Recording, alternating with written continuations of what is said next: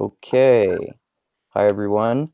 Welcome to Mindgasms. I'm going to do a Mindgasms podcast today with Adam Hansen and Tim Keefe, and we're going to talk about philosophy and innovation, maybe like the philosophy of innovation, and I'm sure probably lots of related and perhaps not even related at all topics. So, you guys want to start off by introducing yourselves to those people who don't know you? Sure, I'll start. So I'm Tim Keefe, quickly becoming a repeat offender. And I've been on Andrew's podcast a couple times already, talking about different philosophical topics.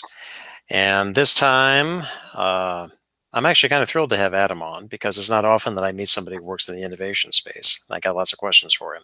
So hope it turns out to be a good conversation. That is fantastic. Adam Hansen here. I'm a partner at an innovation consultancy called Ideas to Go, and a career-long innovation dude. Got very fortunate in grad school to find out that one could do innovation for an entire career, and that was news to me. So it took me all of about a week to figure out that this is probably what I should be doing. So I've been at it now for over 30 years. And I just feel very fortunate. I love so much what I do, and I find I can do so much with it to help out others. And it's yeah. So I was really intrigued to be able to come into this conversation because it's not obvious to me where it's going to go. And as an innovation guy, I think one of the things that equips one to be better at innovation is a high tolerance for ambiguity. So the fact that this is kind of ambiguous to me is if anything, it's really exciting. So let's see where this can go. This will be an innovative conversation. That's right.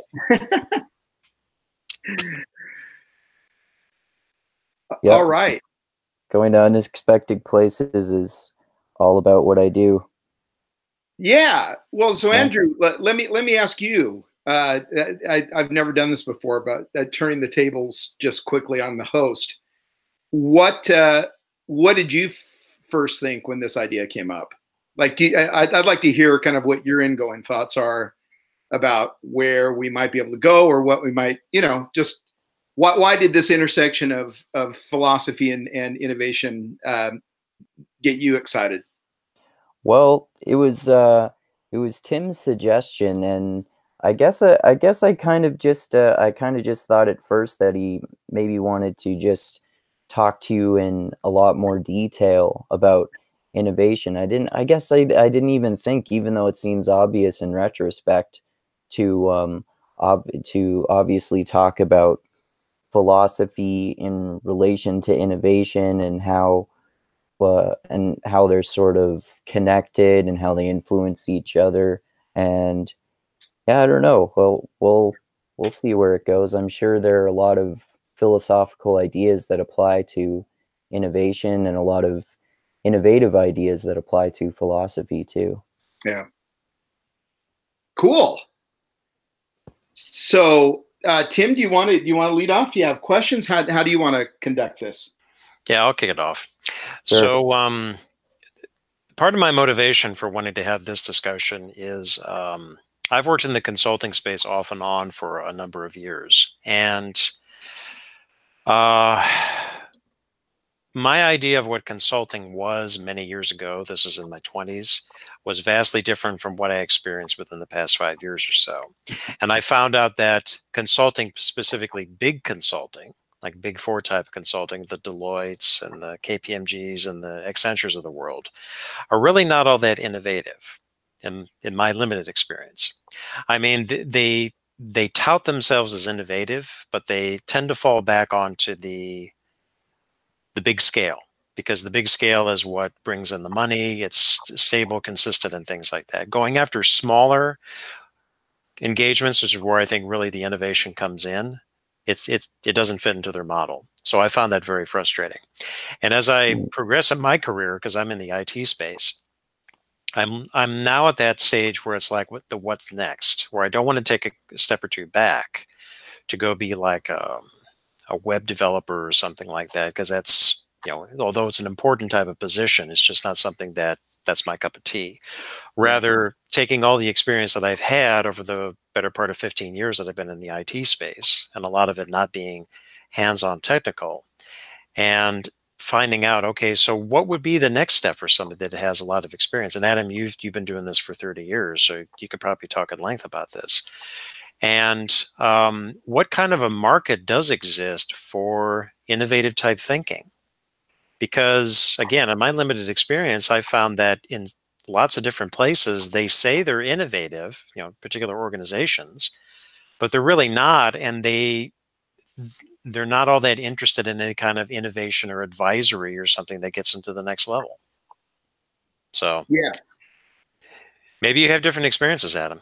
Oh, I've already jotted down about 5 things just from your thought here, and so just quickly, I'll make this not an ad for Ideas to Go, but just tell you a little bit more about us. So our clientele is mostly Fortune 200-ish. I mean, that's where most of our work is, and it's across sectors. We don't claim expertise in any particular industry. Our business, our 3 biggest sectors are, of course, consumer packaged goods. That's where the company started 40 years ago. But we also do, the next 2 sectors would be financial services and then healthcare. And so we get to work with, I mean, really the creme de la creme of not even just American, but I mean, largely American, but even American multinationals that might take us around the globe sometimes on a project. And but it's really, so it's innovation people in those large companies, marketing people, brand people, market research, R&D, et cetera. These are the people, these are the types of disciplines that tend to come in on a client team into one of our projects. So it's not lost on us that the days that they spend with us, that our clients spend with us, are some of the most enjoyable days of maybe a work year. And we understand that, and we take that really seriously, and we try to reward them for making the commitment and taking off the time to come in and do that, because while they're with us for anywhere from 2 to 5 days, and that's what most of our projects are, we get an awful lot done within a calendar week. They still have all the other projects back at the ranch that they're trying to keep up on, while we're kind of commandeering their time for 2 to 5 days. And so I understand the trade-offs that puts on them. They really look forward to it. Doing this kind of work is very enjoyable. We're at the very front end of innovation, where you're trying to figure out what are those big opportunity areas and how can we get lots of ideas going within them. So we get a fair share of clients who at some point kind of get bit by the innovation bug, and then they think they'd like to come do it. In fact, most of us, I was a client of Ideas to Go, and most of us were. Of my 2 partners, I was the client of the CEO, and then our 3rd partner was my client.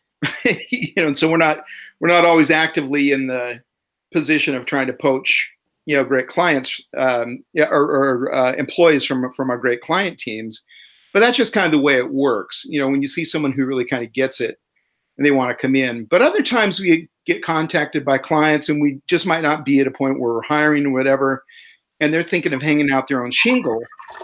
And I say, this is great. What I'd like you to do for a while, at least a few weeks, if not maybe a couple months or so, is just take note of, kind of reflect on your experiences in doing innovation. What specifically about it lit you up? Innovation itself is just too big a term to say, I want to go into innovation. I mean, there's the very front part of innovation. There's the part where you now have identified a proposition, you start to build a business case for it. There's a part after that where you then start to think about scale up and replicability and all those considerations. Can we actually scale this sucker and mass produce it, et cetera? There's like there's like the culture of innovation. Am I fascinated by that? And I really want to get to work on that, as opposed to just more of the nuts and bolts process improvements that could be made. So I would say within innovation itself, there are at least 50 important places, and I'm just trying to find a number that's credible and doesn't kind of overstate it. But what, of the 50 most important facets to you, or of those you have experience with, which of those most light you up? Which of those do you think you're especially good at, or would be interested in digging in and becoming better at? Because I think that's, I became good at innovation because I first loved it. And I was willing to be on the client side when I was starting out, and I just kind of put on a brave face and said, "Yeah, I can do innovation." While I'm scrambling to try to figure out how the hell to do it. But if you love anything sufficiently, you're going to, and you stick at it, and you're curious, and you really kind of dig in. You're going to get better at it. So just kind of rambling a little bit there, Tim. But I don't know if that helps at all. No, it does. My follow-on question is, how would you define innovation? I mean, I'm sure there's many ways you could define it, but like in a couple of paragraphs for somebody that says, well, I think I know what innovation is, but I want to see what this guy has to say. I've seen several definitions of it. And the one for me, and the one that I use the most often, is just innovation is that intersection of uniqueness and relevance that makes a positive difference for someone. And I mean, there is a consideration that at some point it has to be in our space. At some point it has to be commercializable. You have to be able to make some money at it. But for the user, for the customer, the intersection of uniqueness and relevance are really where it's at. So just mere creativity itself, if it's really creative, it's unique, but people try it and they go, "Oh, that was really fun, but I never need to do that again." That doesn't quite get you there. That's the square of all uniqueness, no relevance. In consumables, consumer packaged goods, you would say that that's all trial and no repeat, and you can't sustain a business there.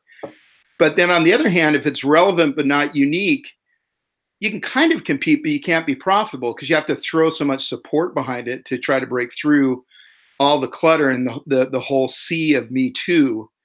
That's not where you want to go either. So for me, it really is just that, working on uniqueness and relevance. The research shows that if you solve for uniqueness first, then you can beef up with relevance and continue to work on that to make it a stronger and stronger proposition that people will keep coming back. Your customers will keep coming back for. So it sounds like you're talking about how it's a balance between uniqueness and relevance and scalability, and it sounds like you were talking about basically the philosophy and the culture of innovation too. Yeah, I think that's right. I mean, if there's a saying, I'm sure, Tim, you've heard this, and Andrew, maybe you have as well, that, in business, I'm trying to remember when the first time I heard this was maybe 10 years ago, but the idea that culture eats strategy for lunch. And I came to understand my only quibble with that quote is that lunch is only one of 3 meals. And I think culture probably eats strategy for all 3 meals, meaning that you can have the coolest strategy in the world, but if you don't have the culture right, and that doesn't always have to be at the whole company level, we see pockets of excellence all the time where the corporate culture is kind of staid and uninspired, but you'll have a really great department or work group or whatever that really, really gets it, and they kind of swim against the stream internally to make that happen. And yeah, you have to at least get enough of that right, or you need to be on the right trend culturally. You need to be moving in the right direction. I believe that trend matters so much more than snapshot. That to me is intriguing. As a younger man, I just thought, hey, I know how to put in a great new product development system, and it's going to be so well thought through and everything, and so smart that people, when I reveal it, people just kind of bow down at its brilliance, and then, you know, wonderfulness ensues. And then you go, oh yeah, I'm dealing with humans, so I got to work on the culture piece as well. And I really came, I don't know, probably 20 years ago. You know, that took me that long to have that realization. But finally, after about 10 years of trying to do it, or maybe even a little fewer, but it finally occurred to me that it was not enough just to come up with a really great system or a really great process. If I really wasn't recognizing the cultural reality within which it was going to try to be adopted and try to operate, then I was in trouble. Yeah, that's a really important point. It's particularly when you're younger, you think that your idea is fantastic. that people are just going to throw buckets of money at it because it's just so fantastic. But then you first find out, well, okay, so for however long humans have been around in Western society, somebody has probably thought of something like that before. Yeah. Now maybe it didn't get off the ground, or maybe they didn't monetize it, but you know, the old saw of "there's nothing new under the sun" still applies true here. But definitely for culture, because you don't have enough life experience until you get to our age when you have some gray hairs, and that you've been around different cultures, just like, okay, so I understand why X, Y, and Z flopped because, you know, as you said, Adam, the culture just was not there. It was a great idea, and maybe the department wanted to bring you on board to affect that kind of change, but there was no way in hell that it was going to happen in a large bureaucratic organization. And then on the other hand, you might get in a situation where they're all gung ho, but the idea is shit. Yeah, yeah. So it's not really innovation. You get the flip side of the coin.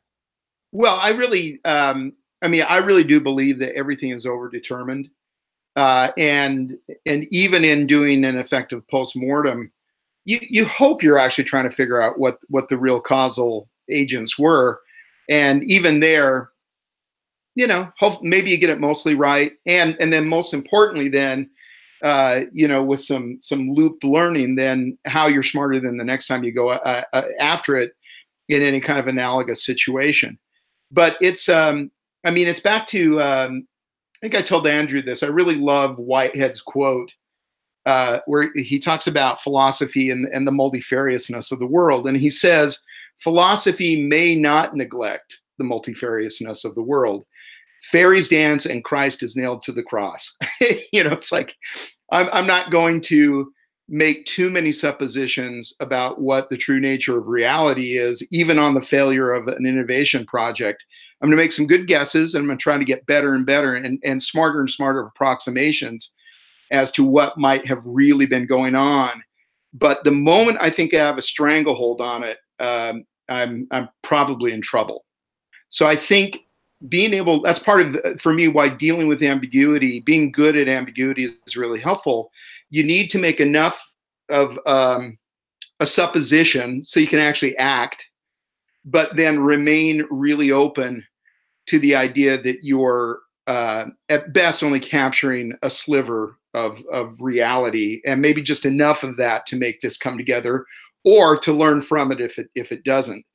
But I'm really, I remember even early in my career hearing people make such totally declarative statements about what we learned in research. You know, we went out to do market research, and they'd come back and they'd make these just hard, fast, incontrovertible statements about what they learned. And I was always more comfortable with saying, well, hey, we heard some things, and it seems like this might be going on. And there seems like there's enough there for us to take some action on it, but to then, just to get us to, you know, kind of the next peak, so we can then better assess what the peak beyond that is really all about. You know, if I, you know, I like getting to the peak of K2, so maybe I can better assess what it takes to get to the top of Everest. But the moment I think that my my accomplishment of the peak of K2 is the end all be all, that's, I guess I like a little more kind of adaptive humility. Oh, that's all. This is all actually really helpful for me right now too, because I'm actually working on starting a business with someone, and I'm not supposed to talk about it in public yet, but this is That's actually great. all really helpful advice for me. Well, confidentiality, Andrew, is what allows me to stay in business. So I totally get that. But no, I like being able to deal with that tension of, hey, we know enough to take action, but I don't have to go all the way to pretend that this is something that is so bulletproof that we'll never learn any more in this.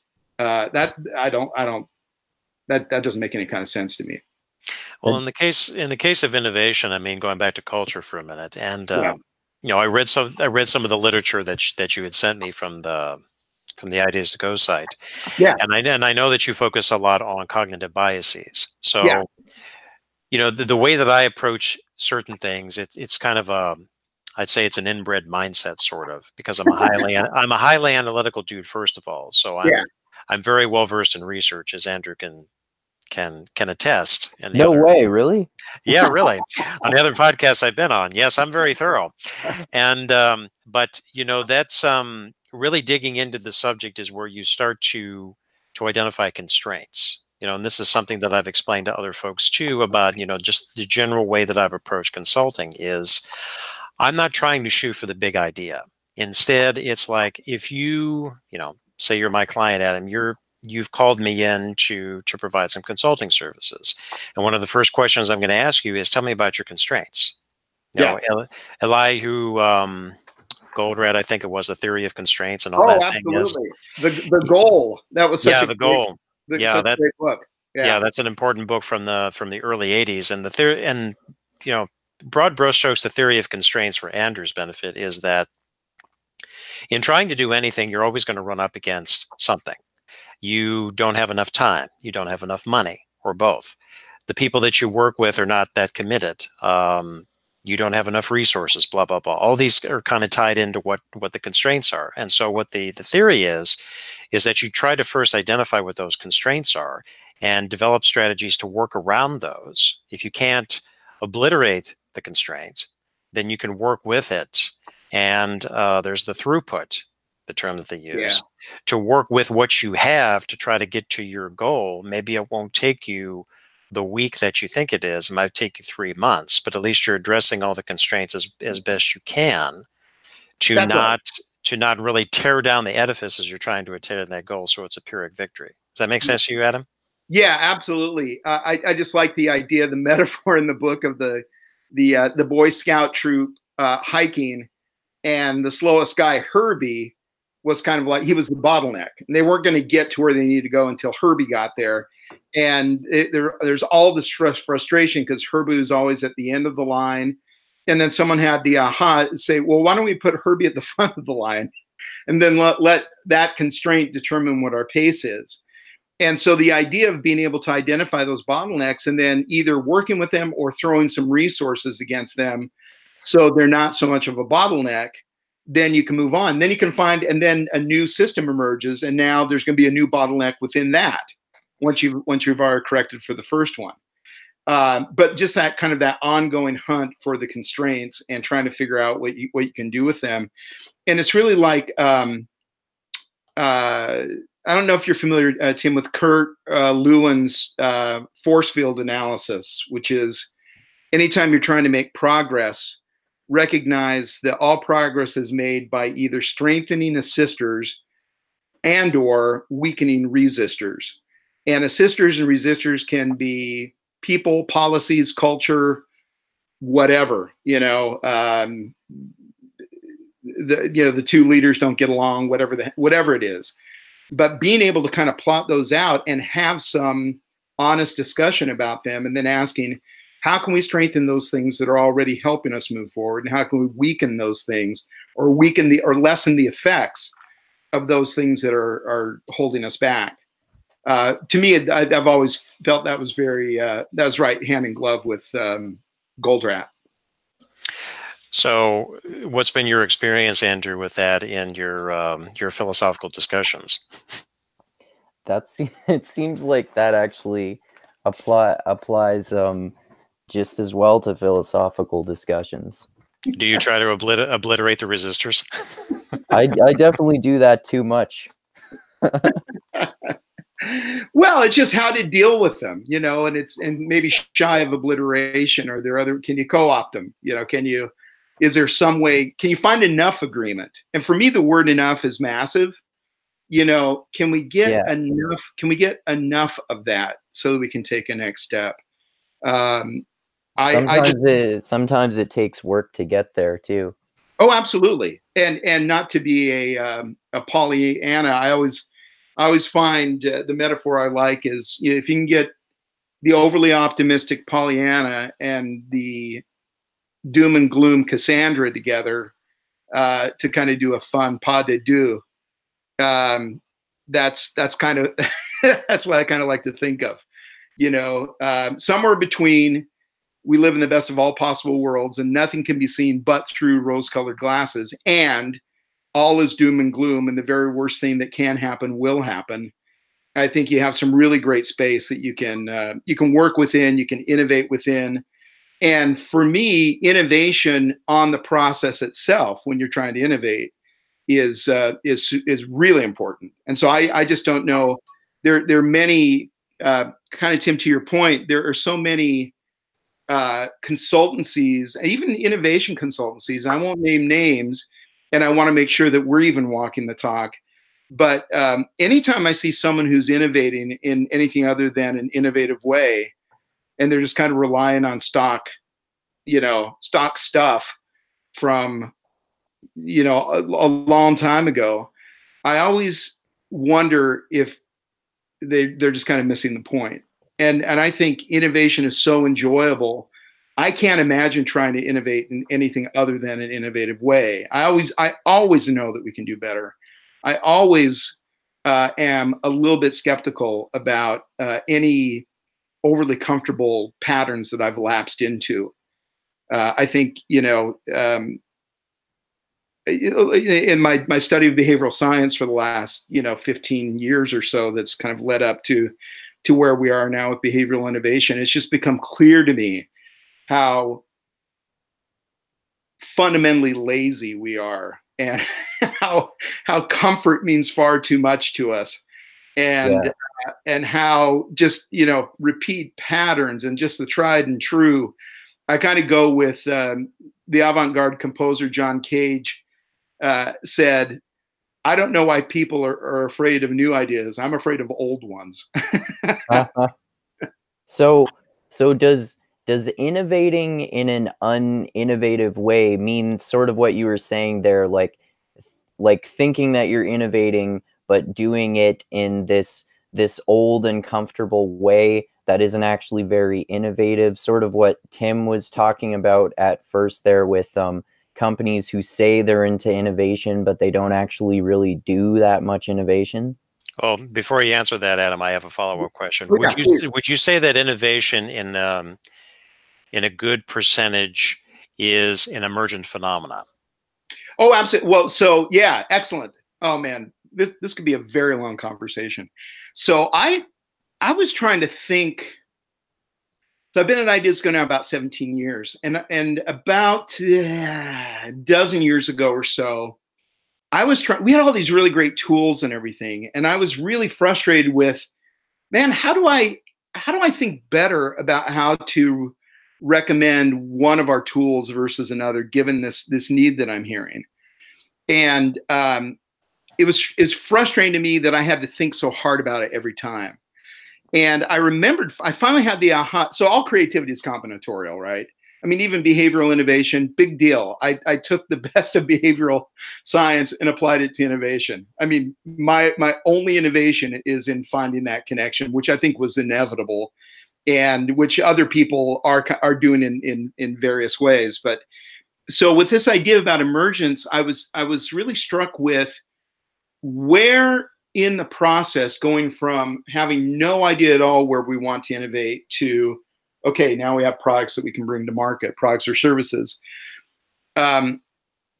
Where are we? What are the way stations, you know, through that whole, you know, total ambiguity, eventually to some hunches, some rough heuristics, and then eventually to the algorithm.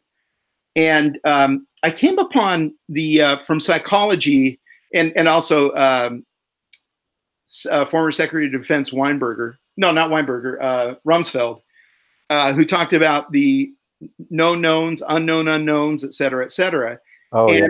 And in psychology, there's this construct called the Johari window, which it's another 2x2 matrix, which of course business people and innovation people just absolutely love. Binaries? What's that? Is that a binary, a 2x2 matrix? Well, no. So it's two axes. So you have your I can't remember which is X and Y, the vertical and the horizontal axis. Oh, okay. And so you have, and it's not even a scale. It's just a way of identifying. So you have awareness and knowledge are the two axes, and so you have unknown unknowns. Like, what are those things that are so unknown that we don't even they're not even on our radar because we don't even know how to think about them. That's really interesting. And that's really where I think you have to set yourself up for emergence. You have to have enough good guesses on it so you can put up just enough structure as you go into that so you can create the right conditions for emergence to happen. But for me, as I kind of went through each of the four squares, so there's the unknown unknowns, there's the known unknowns, and then there are the known knowns. The square to me that's really interesting in most companies, but certainly in larger companies, is the square of unknown knowns, which is we don't know collectively what we know individually. Sally did that. Sally did that research 3 years ago. I'm vaguely aware of what it was about, but I really don't know anything else about it. We all know in large companies there are reams upon reams. Back in the day, I'm old enough to remember, you have the spiral bound, or you had the loose leaf folders of all these research reports, thousands, millions of pages, across, all of business. And even the original commissioners of the research, I think, probably don't fully appreciate what all is in there. And so you have this unknown knowns. We don't know collectively what we know individually. And I really want to start there first to say, what do you already have within your walls that you get your hands on and start thinking about this? Yeah, so you're setting them up for knowledge management. Yeah, absolutely. And saying, let's be smart here. Before we go into this unknown unknowns, let's at least make sure we understand as much as we can with what we already have. So how can we break that down? How can we get some insights and implications going out of what we already have on hand? And then we're better set up to go into the unknown unknowns. So so you're going to use different tools. So for each of those squares, you have different tools to really address the need of that square, of that quadrant. And so now going into unknown unknowns, that's where, so we do like ethnography, but we do creative ethnography because that's part of what we do. What's ethnography? So ethnography is researching it in context. Okay. So you learn more about, giraffes and lions if you're on the savannah than if you're in a zoo. Oh, okay. Right. So go to the damn savannah, go to the Gemba, as the Japanese say, get into the real, the scene of the crime. The natural habitat. And try and understand more fully in context what's going on. Because when you go in there with this task now to try to ferret out what really are the opportunities, and you just observe and you don't try to interpret too quickly. You just observe and shut your prefrontal cortex down just a little to try to make all this sense out of it and draw hasty inferences from it that may or may not make a whole lot of sense. It may not be the most helpful. But then as you do that, after a while, you get into this place of emergence. And the best questions you can ask in ethnography or in context situations are those questions that can only occur to you when you're there. You can't even know to ask certain things until you're in there and you're really observing and you're being very open to what's going on without trying to impose any kind of narrative on it. and so you hear the sprinklings of postmodernism. What I'm saying. He read our mind right there, and that's I told Andrew I haven't understood the whole dust up about the evils of postmodernism. I just go, it's a damn tool. Shut up. Yeah, that was my thrust from the very beginning. I said, look, if you approach post-modernity sociologically and as an emergent phenomenon, you don't even get yourself mired in all of the shit that's been going on with, well, what do they say about truth? How could they say it's all relative and all that? Calm down, because I'm old enough to remember when this was the thing in the late 80s and the early 90s when they were talking about postmodernism, postmodernity. It's nothing new. Yeah. Well, and I get it. I have, people are just so uncomfortable with ambiguity. Yeah. And they want order. They want structure. They want to have, something that they can, rest upon. I love ambiguity. And I just think, that kind of control is an illusion. I mean, if I'll say this. I know it's an adaptive illusion for a lot of people. Yeah. It just doesn't happen to be for me because I just think it's bullshit, So but I want to pull along helpful suppositions, the right combination, and I guess the smallest set of suppositions I need to be able to progress, to make some movement, but never confusing means for ends, and never imagining that my suppositions are now gospel and I need to start preaching. But just be pragmatic with it. And so it's, that's kind of it. Andrew's tired of me saying this, but I'm really uninterested in being right. I only want to be effective. And I'm happy to trade up at any moment my set of suppositions for something that's more adaptive, that actually describes the situation a little bit better, offers even more kind of trenchant insight into what we're trying to do. I'm going to shut up now. I've just been blathering. Spoken like a true pragmatist. Yeah, I don't tire of you saying that at all. And you just gave another example of another type of philosophy that applies to this pragmatism. So we've done well with linking this to philosophy so far. Hey, I'm just a simple kid with a dream, guys. I grasp on. I'm a magpie. I'm a what would you call it? I'm a polymethodological magpie. That's a good phrase. He's a PMM, polymethodological magpie. Yeah, there you are. Yeah. Adam, I want to go back to the culture thing for a minute. So is this where you really started to get interested in looking at cognitive biases and how those influence culture? Yeah, absolutely. So when I had this big aha about, hey, we probably ought to get the culture figured out before we worry too much about beautiful systems that everyone must bow down to worship. And as I got further into that, and I think I just became much more curious about how just profoundly weird humans are. And in that, I mean, certainly I include myself. What's brilliant, what I've really enjoyed about this path that we've been on for 12 to 15 years now is, if anything, it reveals how I succumb to these thoughtless subroutines daily, and how I'm doing it all the damn time, and how just unbelievably reflexive I am. And so these notions of that, and that's why I don't even argue about the argument about free will. I think it's adaptive for me to believe that I have enough free will to make some things happen.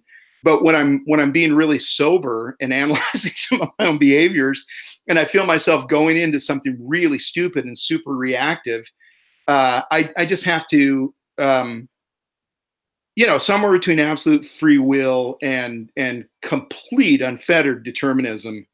I know there's an awful lot of important space to take a look at, and in any given moment, I'm feeling drawn more one way or the other.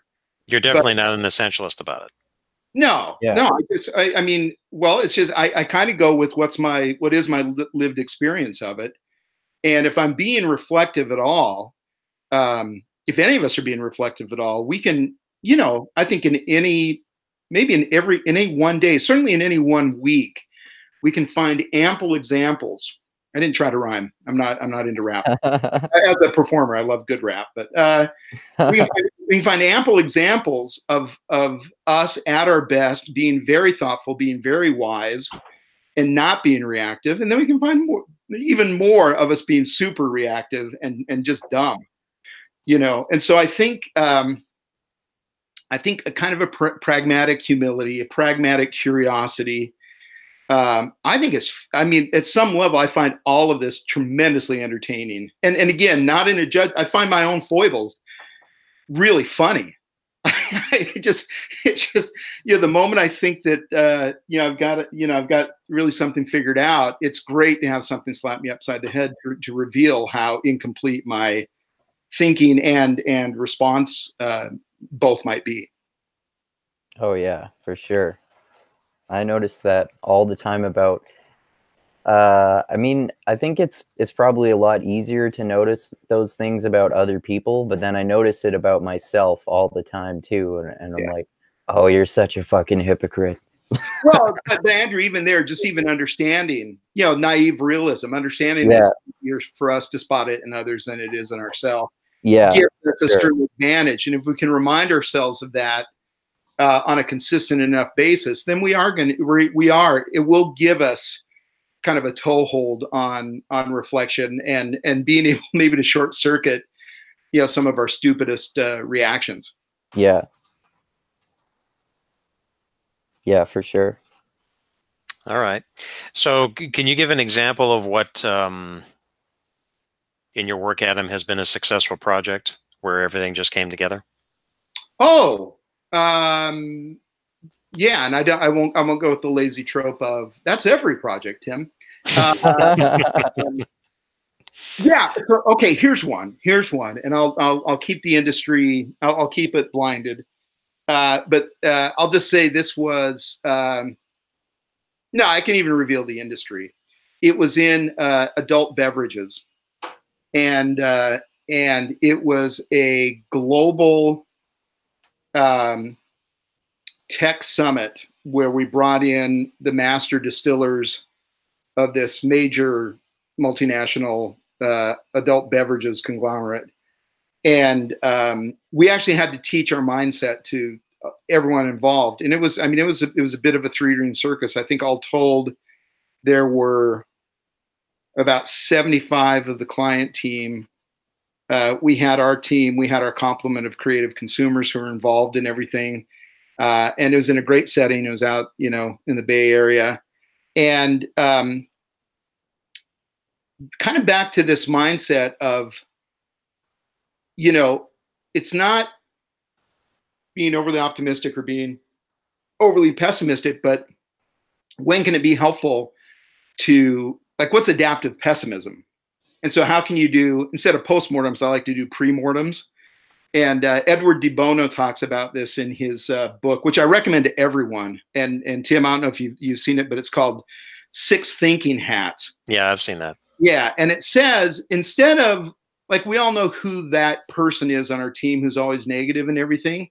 And instead of over relying on, Frank to do that or whatever, we all at a certain point ought to put on the black hat, and we ought to do some creative catastrophizing at some point early on to say, okay, what all could go wrong? And then do we at least have a couple of steps to get us out of each potential catastrophe, instead of just having Frank be the guy who craps on everything all the time, which isn't helpful either, because at certain points then, you have the black hat, but then you have the green hat, which is about, creativity and growth and everything. And all of us metaphorically now need to put that hat on, and we're gonna bracket any black hat discussion. The white hat is just kind of like a white paper. These are just the facts. This is just this dispassionate kind of laying out of the situation as best we can see it. The red hat is for feelings. Let's all now go into feelings mode, and let's take counsel from our feelings, because we know from the brain studies that when the feeling centers of the brain are impaired, decision making suffers. And so we want to take counsel from our feelings. We just don't want, the amygdala to make the final decision on so many things. But again, just having enough structure there so you can be kind of smart about going through it. But anyhow, back to this large project, doing that kind of work on a project of this scale, we have so bloody much going on. Really actually using innovation and creativity to catastrophize in I think a really helpful way. And I mean, things still came up, because things always do in the moment when you're on a project. But when you do a little bit more of that kind of work up front, coupled with then sufficient, like, what all can we do here to blow the client's minds, kind of a thing, then stuff like that is very satisfying for me. I don't know if I went in the direction you were thinking of, Tim, but that's one example. Well, there's an additional one when you were talking about blowing the client's minds. So what in your experience has been the type of person who has been blown their mind? I mean, I assume that in most cases you're dealing with decision makers, not with the low level managers, middle managers, or anything like that. But is there, based on your experience, are there certain situations, scenarios that you've gone through where you had a higher than average probability of blowing their minds and actually getting your hooks into them? This is really helpful. I'm not sure if I've ever thought of it precisely this way, but something's coming to me that I want to think about to see if this really is true, because I try to do that more now. Just because it occurs to me and it's fun to think of doesn't mean it's necessarily the thing to roll out with. But I think my intuitions are that it's bimodal. And so we tend to get this really excited reaction from people who they're probably really good managers, but maybe they haven't done a ton of innovation work before, but they're really good project managers. They have a good overall business mind and everything. When we bring them in and we train them, because we do that in every process, we always do some behavioral innovation training with them, and they start to see what they themselves can do that they never imagined that they could before.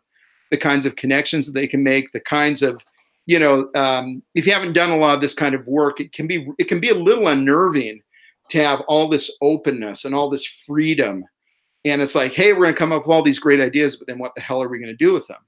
But when we get people who haven't done a lot of innovation work before, and you first kind of see, you can tell in the body language, there's some tension. They're not quite sure, maybe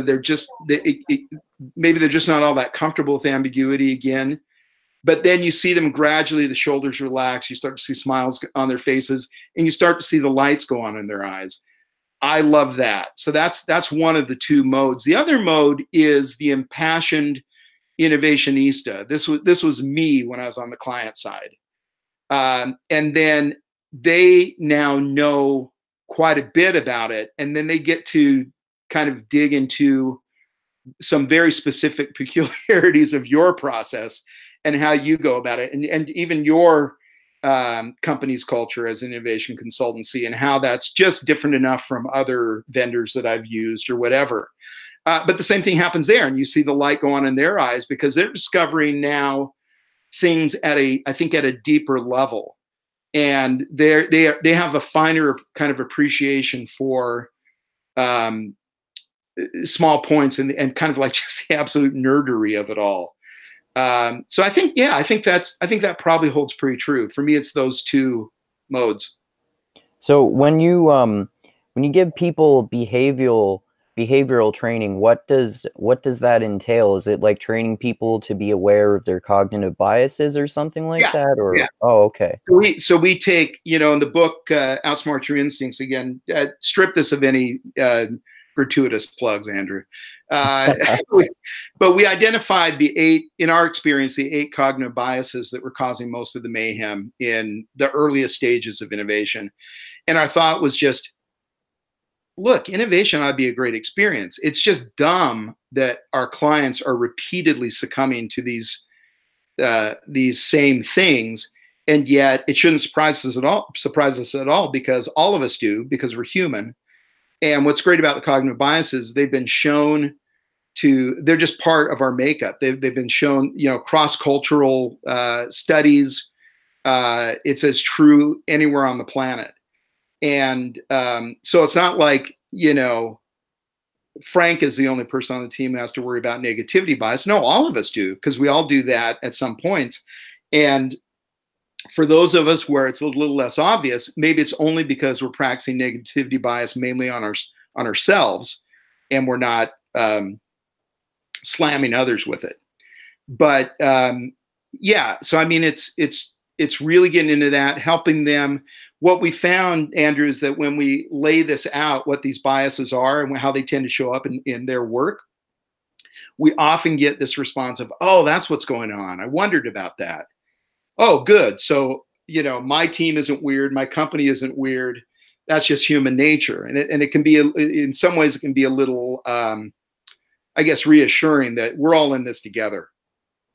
Okay. Oh, that's interesting. That makes sense. So how do you go about pointing out those biases with people and training them to be able to detect them better? We've kind of firmed up the training from the work that we did on the book. And the typical thing we'll do is we'll have them experience the bias first before labeling it. Right. So we'll just have them go right into it and just say, yeah, observe what's going on here. What's happening? And they tend to get it. It tends to be something that's fairly common, fairly comfortable. They get into it and they're going, oh, okay, yeah, we know what this is. And oh, isn't that interesting? What's going on? What's going on?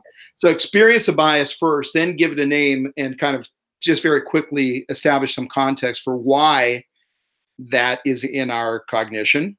And then you can pull out a tool or a couple of tools that will then mitigate the harshest effects of that bias.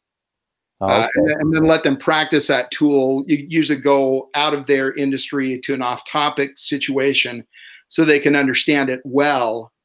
And then once they kind of get stabilized in kind of the mechanics of the bias, as well as what you can do to get past it, then you can bring it back to their context and then practice in context on maybe a current problem that they have. Okay. So like you were saying earlier, like putting someone in the right environment for what they're trying to study or learn about, that's a part of that process? Yeah. And so as a really easy example on negativity bias, we'll just go right into it and we'll say, okay, let's pretend now that we're not in the adult beverage industry, but we work for a theme park, and our task is to come up with breakthrough innovations on that will come up with completely new ride experiences for our customers. Here's my idea. You're going to love it. It's a roller coaster. It looks just like a regular roller coaster. You have the high initial hill. You get the momentum going. It's got a couple corkscrews, da-da-da-da-da. The distinguishing feature is here on the final hill, as the cars are going up the track ends abruptly and the cars go flying off into the air. This is off the tracks roller coaster. And we just don't say anything else. Everyone understands how ridiculous an idea it is, how horrible it is. And we say, look, if we can work with you on negativity bias on something as stupid as off the tracks roller coaster, and you can figure out what you can glean from it, what can you pull out of that has any kind of value, what are facets of that are interesting you can do something with, and then you can think about what the problems are of it as well. And then you can use any of that as stimulus to come up with better ideas that have nothing to do with off the tracks roller coaster. So it's what we show is that with negativity bias in particular, and I think all of the cognitive biases, it's not even ideas that are first offered up that are the point, but it's how you process them and how you treat them, how you deal with them, how you metacognitively skill up and have some metacognitive awareness. So you bring the right tools to it to extract maximum value out of any stimulus that comes in front of you while you're doing work with us. I'm going to shut up again. No, that's interesting. It's interesting to learn about that process. So you've described some good examples, Adam. What are some examples where you didn't have a snowball's chance in hell of ever getting to your goal? Well, this happened. Here's a good one. This happened very early in my tenure at Ideas to Go, and it gets back to culture, and it gets and even microculture, because there's one project where the two senior people from the client team hated each other, and it could not have been more obvious, I think, to everyone. And so it's just, I mean, it's just, instead of one elephant in the room, there's two elephants in the room, you know, shitting on each other. You sure that wasn't a negativity bias? well, this was, I mean, this is where you have to be, you know, one of the great tensions that I think all humans should struggle with is how you balance courage and compassion. And they don't need to be at odds. But again, at any moment, you're probably tipping more one way than the other. Although, you know, there are plenty of times when I'm neither courageous nor compassionate, I'm sure. But that's where you kind of go, where, you know, the right thing to do here is as deftly as possible, so both parties can save face. You just say, oh, okay, hey, we're going to take a break. Alan and Susan, can we do a quick little sidebar with you? And you just have to confront it and just say, hey, we've observed something. Your stated objective on this project was to get here. And we know what that is. And we talked about it. And it's on a flip chart, you know, sheet back in the room. If we notice some behavior going on and some unproductive disagreements between the two of you that are going to keep us from accomplishing that, do you want to change the objective so you can continue doing what you're doing? Or would you like to take some of your non-productive conversations offline later? And you just kind of have to say it that way. And, you know, you try not to be, you try not to inflame it any further. But look, these people don't have to love us. They just have to know that we did our best. And they have to know that we understand the process and how it can break down like that, but that we're willing to step in and do whatever's necessary to make sure the process is on track and we're doing everything we can to get to the objective. So, I mean, very pragmatic. Well, and again, you try to do it with you know, if you do it with a little bit of humor, if you have a little bit of a smile on your face when you're laying that out, it kind of becomes obvious to everyone what you're doing. And then again, you don't have to be their best friend. You don't want to, you know, go out of your way to alienate them, but you can't let just stupid behavior derail a project either. Right. Yeah. Then it sounds like you were describing that you have to do that delicately, but not too delicately, and find that balance, which seems to be a recurrent theme here, or recurring, I should say. I think balance is a really great thing. I think we have all these tensions that we should manage. Sometimes we choose not to be aware of them, or we're aware of them. We just choose not to put too much effort in smarter management of them. But they're there, and we probably ought to give them some consideration. For sure. Adam, has there ever been a time when the culture was just too inflexible, that there was no way that they could innovate because they really had to address what their cultural baggage was?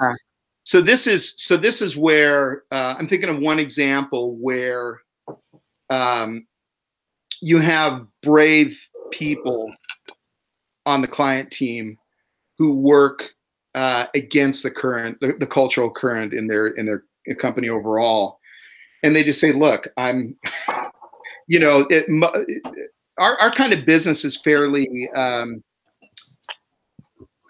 it's fairly transient. Most people will hold a job for maybe 3 years at the most, and that's kind of like one of the criticisms of the structure in a lot of companies is you get a person into a job, they make all these decisions and everything, and then they never have to live with the consequences of their own decisions, and it's the next person who has to do that. But then the next person wants to put his or her own stamp on it. And so you have these back and forth, just changing, sometimes change for the sake of change and because I want to put my stamp on it.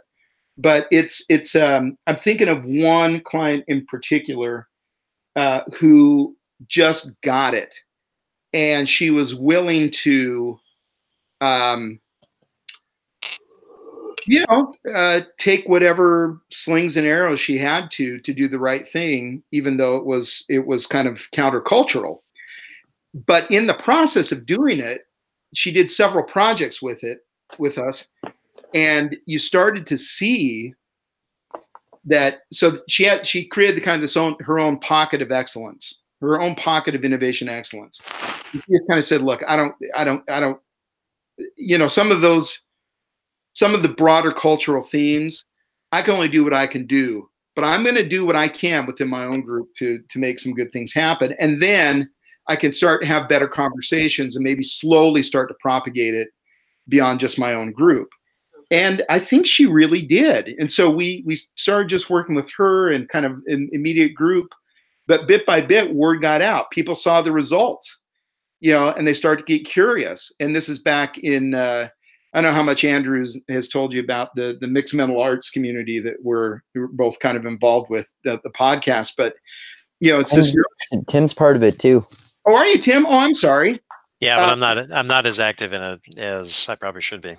Yeah, well, I mean, I've been kind of busy for a while too. It's been the Facebook group's been a little bit on hiatus for me, anyhow, because I've just been busy with other things. But anyhow, the idea that cultural transmission and high fidelity cultural transmission, from Joe Henrich's The Secret of Our Success is something we really ought to give some thought about, and that cultural change as led by the emotion of awe. And the research that I think it's Jonah Berger did, when I asked the question on social media, what emotion do you suppose is the most viral? Almost everyone will say, well, I'll ask you, what emotion is the most viral, or what kind of cluster of emotions on social media seem to be the most viral? Rage. Yes. Yeah. What? Thank you. No, say it isn't so. Yeah. No, we're going to argue about this now. But what Jonah Berger found out is that there's only one emotion that outpaces rage, anger, all those things, and that is the emotion of awe. Right. And that those moments of awe, anything by who's the guy? He does the brain games. Oh, Jason Silva. Jason Silva. Shots of awe. I love those. Jason had this whole thing about going after awe and everything, right? Yeah. Humans absolutely hunger for awe. We like that sense of greatness that is just like hard to even think about. But man, it's just, our eyes get bigger to try to take it in. We have kind of this, you have the better neurotransmitters kick in, and it just kind of courses through your system. You kind of go, man, this is it's a little unnerving, but it's unnerving in a really cool way. And it's certainly reframing some things for me, and I'm thinking differently about things, and usually in a better way, meaning a kind of a more adaptive way, or at least in some important ways, I'm getting some thoughts about adding to my toolkit.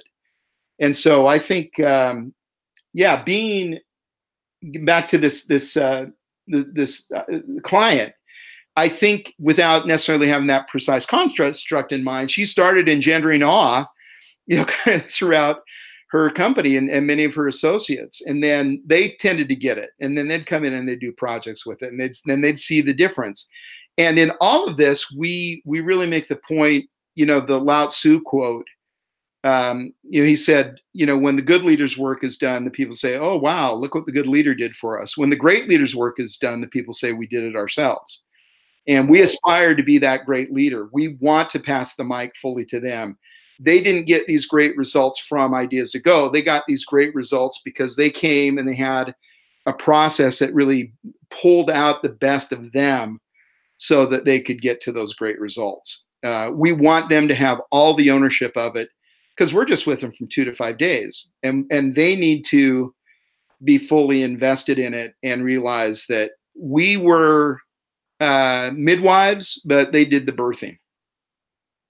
So it's like about empowerment in a way. Absolutely. And again, that's why I say my biggest thrill is to see the lights go on in clients' eyes and for them to go, oh, wow, we can do this. You know, that's pretty cool. I could do that over and over and over again. I can't ever imagine getting tired of that. Yeah. Yeah, I bet. Yeah, I love those shots of awe. I used to watch one of Jason Silva's shots of awe every day because they're so phenomenally inspirational. I think maybe I should start doing that again.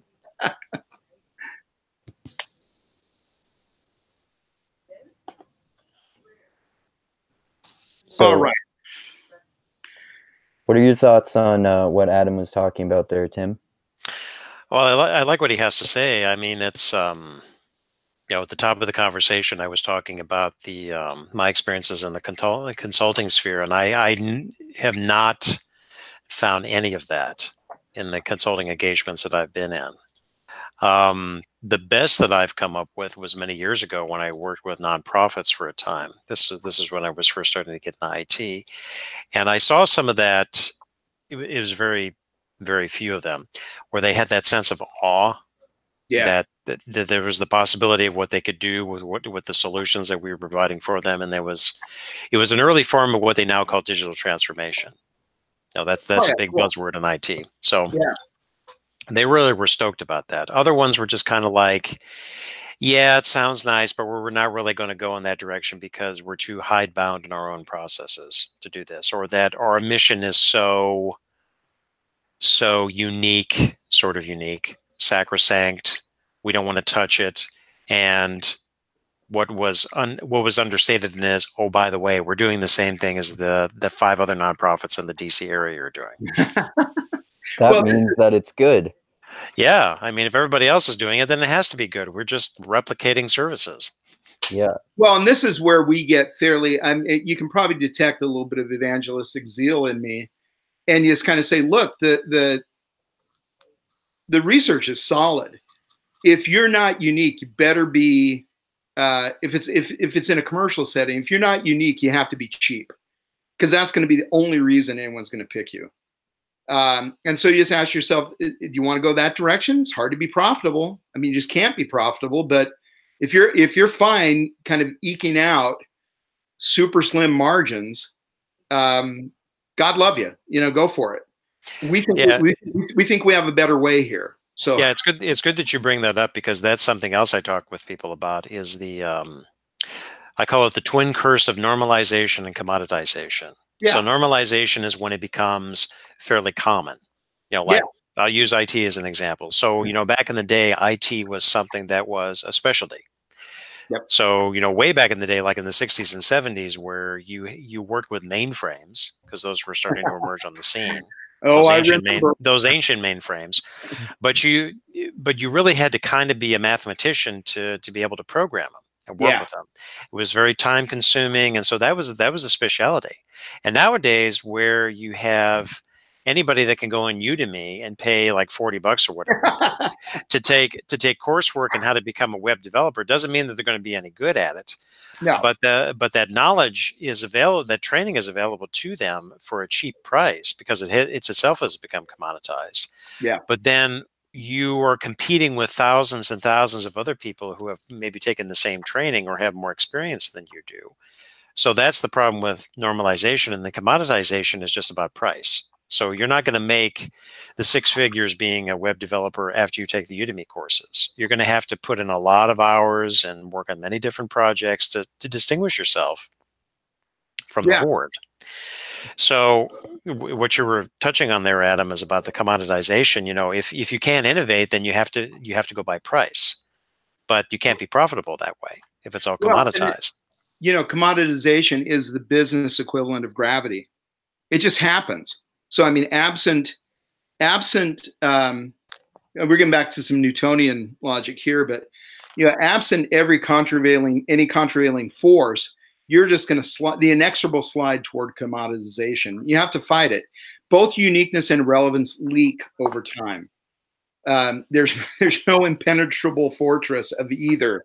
So you constantly have to be figuring out where you are. Andrew, one of your country mates, a really brilliant guy by the name of Roger L. Martin. He's actually at the top of the Thinkers 50 for business consultants now, and I just love him. I've been following him for years.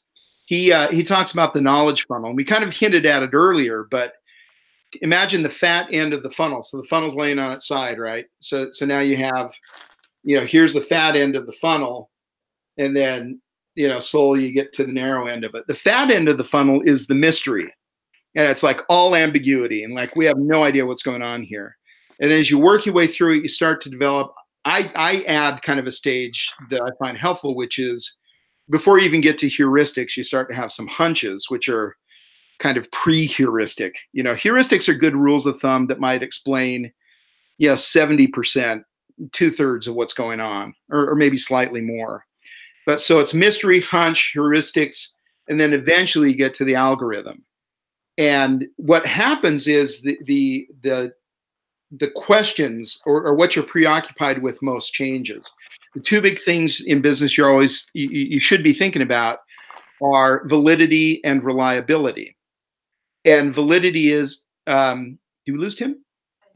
Yeah, I think so. He should be able to just enter through the same link again, though. Okay, cool. Should I wait for a second, or you don't ever edit, do you? No, it's live. You can keep talking. If okay. I'm sure he'll be here in a second. I can do a quick recap. Sure. But so the two big things are validity, are we doing the right things? And then reliability, are we doing things right? And validity is what you're worried about. That's why you go back up into the mystery, is to ask yourself, are we even thinking about this the right way? And can we start to detect kind of new forms, that can come together that we can then eventually boil down into the algorithm?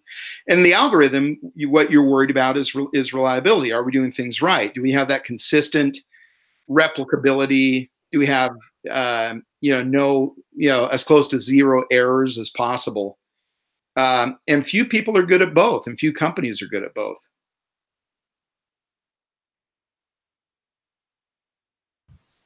Sorry, I had myself muted. No, got it. Yeah, that makes a whole lot of sense. Yeah. Well, and most people and most businesses are focused more on reliability than validity. Oh yeah, and the point I was going to make is the algorithm that you get to at the skinny end of the funnel is great as long as the world never changes. Right. And then the moment the world starts to change, I mean, that's wonderful that you're getting consistent results, but they're the wrong results. So your consistency in getting them does nothing for you, right? So the algorithm is great as long as it matches as much as possible the actual conditions in your market and the actual those conditions that matter most for your customers. Oh, okay.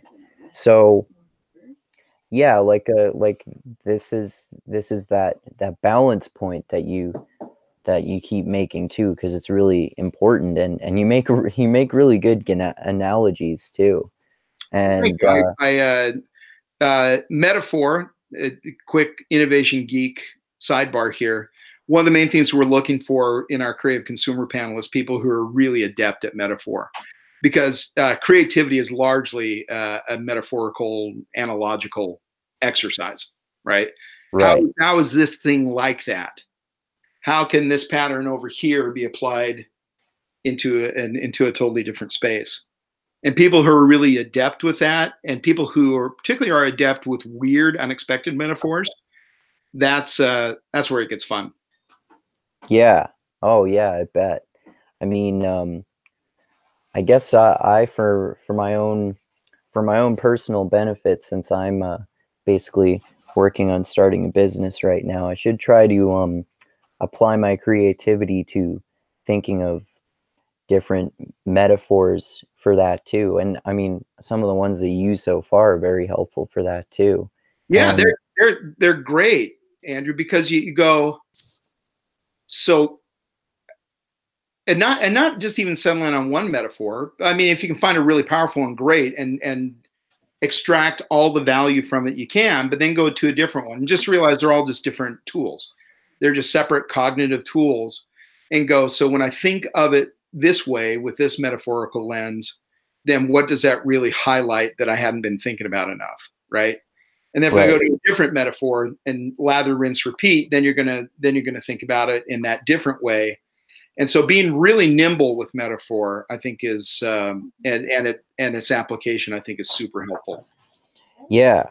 So yeah, like so basically you're saying also that balance is key, and adapting to your particular environment and to your particular culture. So it's like obviously evolutionary in a way too, which is related to those biases. And it's really good to sort of, it's really helpful to distill it down to those basic lessons too, I think. And oh yeah, something that both of you and Tim were reminding me of there that I wanted to get into more was one, I was reminded of philosophy again when you guys were talking about how much the technology involved with specifically with IT industries has changed. And like that reminds me of philosophy, because it's this idea of modern culture becoming postmodern culture, and that's one of the aspects of it. And in terms of culture too, I was thinking earlier when you were talking about that, I wanted to ask you, is it the case that like for one particular company, it's good for them to conform to that culture to be able to accomplish their goals, and then maybe with other companies the entire culture sort of needs to change? I don't know how to answer that other than what serves the customer best. And that sounds like just such a kind of a trite cop out, but it's look, if your culture is really just kind of intransigent, but customers love you, great. I mean, changing just for the sake of change doesn't make a whole lot of sense there. Right. However, if as your culture, it's back to that notion of the algorithm. If your algorithm really matches the realities on the ground, wonderful. I think you ought to be skeptical about it. I think you ought to constantly be kind of stress testing it and ask the question, are we still the best kind of replication system for giving consistent results that matter still today? But at a certain point, I mean, just realize that every algorithm has a shelf life, and you can't. I mean, you look at anything that was like the peak 10 years ago. In some industries, even shorter than that. I like the examples of like industry turnover. And so, do you remember? Oh man, I can't believe I can't even remember the name of this brand. But there was before this dude, right? Yeah. There were. Do you remember those small video cameras? Yeah. I forgot what they're called, but they had, some of them even had like the little USB output, right? And I forgot what the brand was, but people were so excited when those came out. They came out, and then like a year later, they came out with the HD video cams, and it only cost like $100 or something like that. And everyone was just like, "Oh, this is so cool! This is so great!" Because before then you had video. You had larger digital videotape, even the small ones. I don't know if you remember any of these, Andrew, but that's what we filmed. No, we're old enough that we started videotaping our kids on big VHS. Oh yeah. But then eventually we got the smaller, digital video. but then having it where there's no even tape, there's no medium even, it was just kind of in memory. And people were all excited about that industry. Flip, is that what it's called? Flip cams? Oh, yeah. Yeah. I think so. I'm not Yeah, sure. and remember, yeah. and so they were the bomb, and that lasted for all of 2.5 years, I think, maybe 3. Right. That was about it, because then, you know, the iPhone comes along and everything's there. But it's just back to this notion that work on your algorithm, get it to an algorithm, but then have a skeptical stance on how long that algorithm's going to last. Okay. And always be thinking about what tweaks can we make to it? How do we keep making sure that we have, again, the right combination of uniqueness and relevance, and that we're just doing everything we can for our customer. And if you're obsessed with that, then you're always going to make the right call, and you won't change just for the sake of making change, because who cares? Yeah, I mean, that's not right. interesting. Any kind of change you make that doesn't serve the customer better is a little, well, it's wrong-headed, but it can be just kind of, you know, mental masturbation. Right. So it's about being adaptive, and that if like sometimes change is unnecessary in a particular way, and that's interesting. Well, and you can talk to yourself, you know, one of the biases we talk about is confabulation, right? So you make a decision emotionally and non-consciously, and then you come up with a real smart sounding rationale for why you did it, and you become really married to this construct now of your logic for doing this thing, and that kind of becomes an idol. And if you're not smart about it, if you're not wise, it's kind of back to our discussion about wisdom before. You're going to think that the best thing you can do is, you know, aggrandize your rationale, right? And that's, yeah, just, you know, again, make decisions, have enough in place so you can take action, but never fall in love with your suppositions. Yeah, it's like the idea of not being essentialist that Tim was talking about. Yeah, and I only kind of know what that is, but I know enough of what that is to go, yeah, I get that.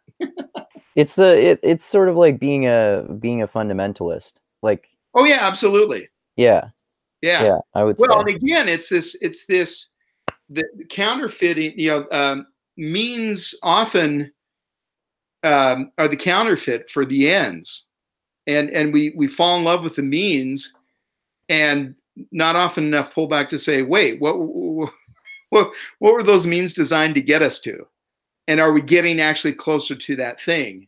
And I think really continually trying to keep clarity on what the real end is, and even better ends, because that's going to change over time. You know, the same ends aren't always, you know, the holy grail. And you want to go, is that really where we want to go still? Have things changed enough? Are we thinking differently about this enough? Do we need to change what that ideal is that we're chasing, and we honor in our approach to it without never ever fully, you know, realizing it? But just, again, I think a lot of it comes back to, you know, healthy moments of metacognition. We're really thinking about how we're thinking. Right. Yeah, for sure. It's yeah, I mean, it sounds really interesting for sure. Like you have to be continuously adaptive and shifting your goals according to how the culture changes, and how the needs of your goals change, and that sort of thing. That's I can understand why you're so excited by it.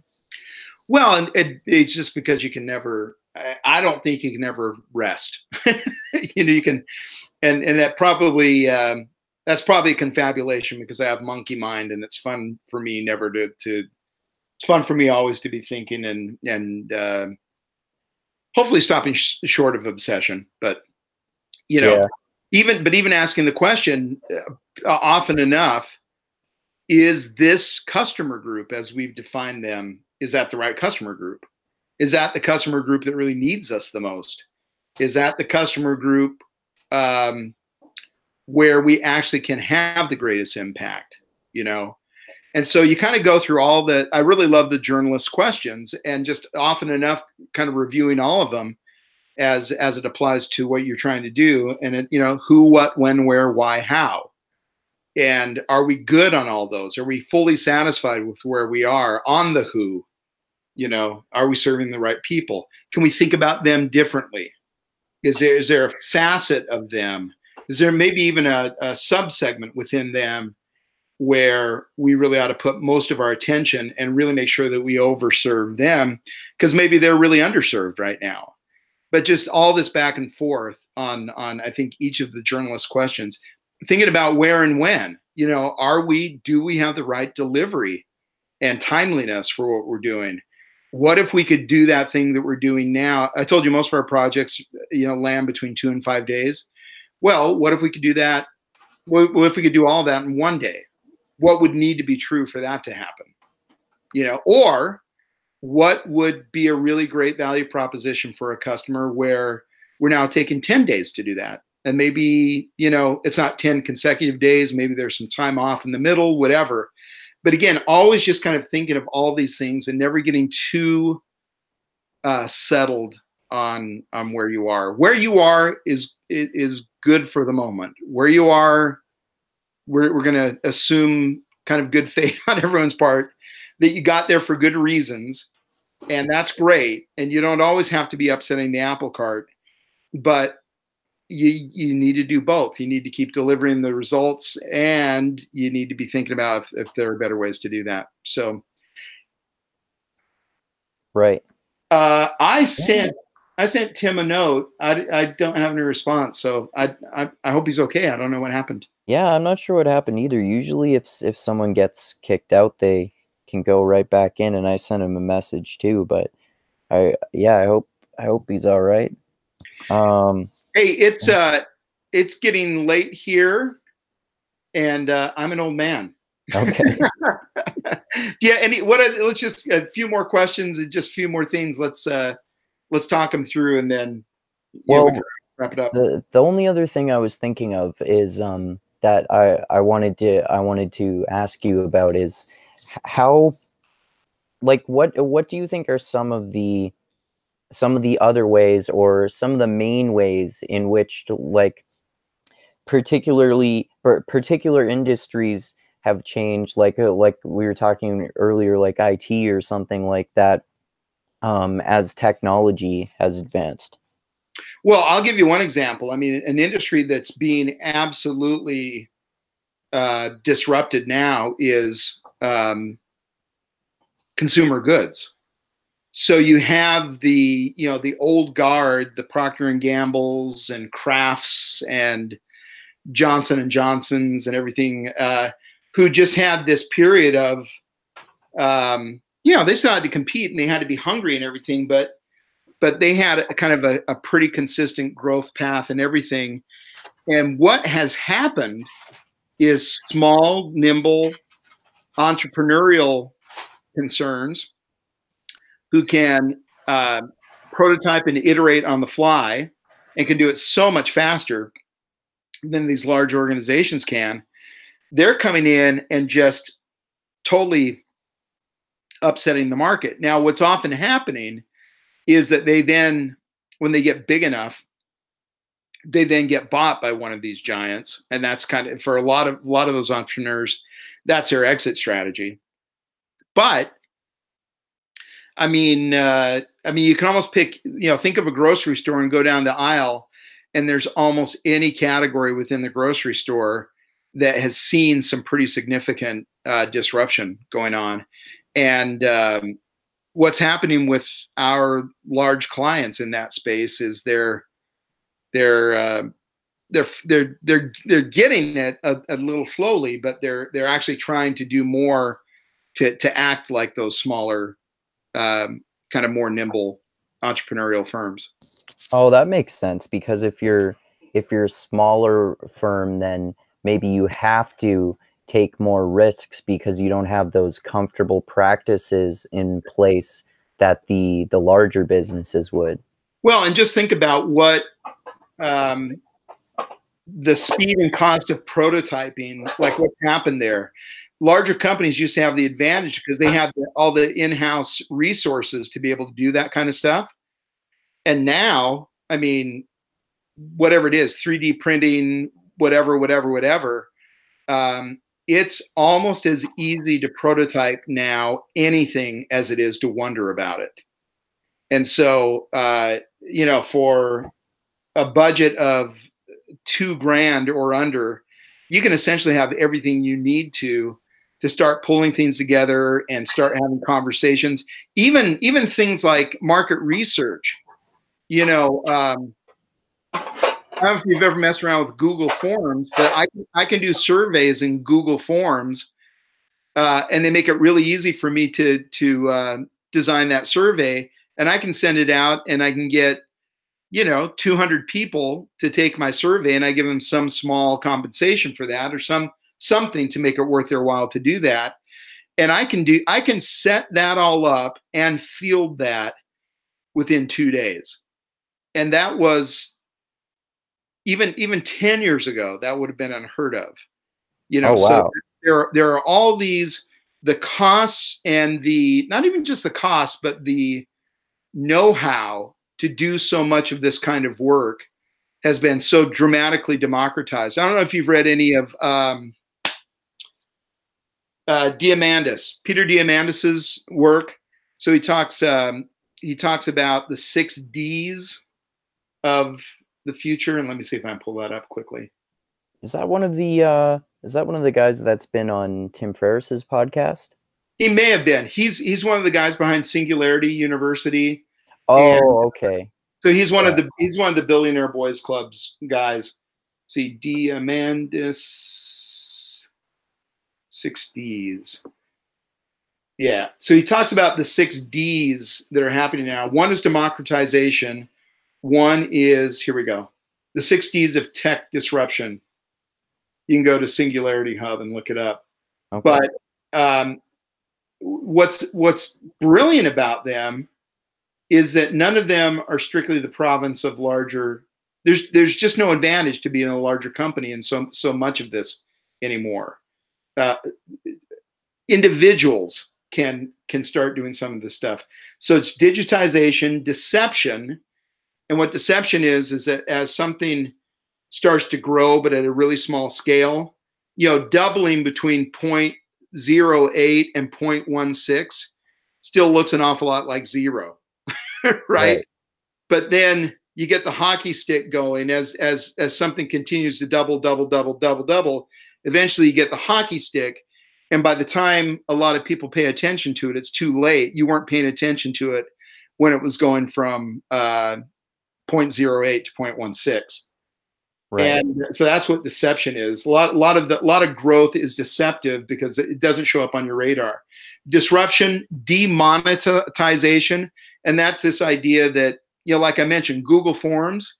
I used to have to consult a market research company to put together my survey and field it for me, and it was going to cost 15 to 20 grand to do that. I can now do it. I can now do it with Google Forms. Oh, well, not just that. It's going to cost 20 grand, and it was going to take a month. Oh, wow. And now with Google Forms, if I'm clever, I can do that myself. Hopefully I learned enough about how to do good survey design and not ask stupid questions that don't really get to the root of what I'm trying to get at. But then I can get that out, and I can turn that around certainly within a week, if not even like a couple of days. And instead of 20 grand, have I even spent $150 on it? Probably not. So demonetization, dematerialization, they point out that everything that you can do with a smartphone, the sum total 20 years ago of everything that's in your smartphone now is over $1 million worth of goods. $1 million. Wow. Yeah. Yeah.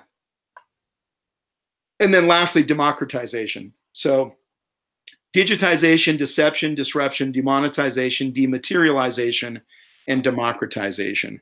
And all of that is happening all at once. And so it's blowing apart businesses. Right. Oh, wow. Yeah. Diamandis is he's a brilliant guy. He's really interesting. Yeah, I loved his book. His last book, Bold, was really great. The one before that, Abundance, I think was really pretty cool too. He has a thing that a lot of people say, oh, that's easy for you to say because you're a billionaire and you're immune from all the pressures of life and everything. And I just go, guys, all these things are true. There's still a lot of pain and unfortunate stuff in the world. Just because these things are happening and what Peter Diamandis says is true doesn't mean that it has to negate all those other problems that we should be working on. All of these things are true. All of these things are happening at the same time. Yeah, I think I read Diamandis's last book, Bold, too. I thought that was really, like, he does a really good job of kind of combining a lot of different ideas together in some basic principles or basic like phrases that you can use to explain concepts. Yeah, absolutely. Absolutely. So cool, man. Yeah. So yeah, we can end here now. I know you have to go. It's too bad that we didn't get Tim back, but I guess you know what? I think we were headed in kind of a cool place. I'm always happy to get back on. If Tim wants to get back at some point, I'm busy for the next couple of weeks, but later into take a look, and if you guys want to get all back together and kind of pick up where we left off, I'm more than happy to do that. For sure. Yeah, I appreciate you being so willing to talk with me all the time. We have fun, Andrew. I appreciate you being such a good host and setting such a cool stage for good conversation to happen. Awesome. All right. Well, thanks a lot, man. So yeah, I'll just say all the stuff I like to say at the end of my videos, and then you can give any final thoughts or plugs or anything like that. So, all right. Thanks everyone so much for watching another episode of the Mindgasms podcast. Hope you enjoyed it as much as I did. And thanks so much to everyone who likes this video, subscribes to my channel, shares this anywhere, and especially to those of you who contribute to me on Patreon. That really means a lot to me and I really appreciate it. And I'll put the link for my Patreon page in the description for this video, as I always do. And also, like I always say, I love you all. Keep being the tiny beam of light that shines through the almost impenetrable darkness in the universe. And most importantly, always remember this: the funk cures all. All right, keep having mindgasms, everyone. And any final thoughts or plugs there, Adam? Yeah, absolutely. I'd love the funk cures all. I could not agree more wholeheartedly with the statement. I think that's beautiful. Yeah, for more information about some of the things we've talked about here, the cognitive biases, how they affect innovation, and this isn't just at the company level. This is at the individual level as well. I think you can all benefit from it. We wrote the book not so we could sell books, but so we could get the ideas out there. So we are bit by bit democratizing this. We're taking each chapter from the book and boiling it down into its own self-supporting PDF, and then kind of tying it up so it makes sense as its own thing. I think we have 5 of our 10 chapters up now, I think. So go to ideas2go.com and just do a quick search on Outsmart Your Instincts. And I think you'll be able to find, I'm trying to think if there's something else. You'll be able to find those free chapters in PDF form. And so I don't want anyone who wants to know more have the excuse of, oh, I couldn't afford the Kindle book for $7.99. Right. I want to get these ideas out there. I think they matter. I think being aware of you know, kind of what our starting point is it's gnarly. It's nested with all these really weird things, and just a little bit of awareness and plus some understanding of what you can do about these cognitive biases can really make a difference. And that's for you whether you're in business or not. Yeah, this is like they're very helpful for just life in general too, for everyone to know about how much we're affected by those cognitive biases.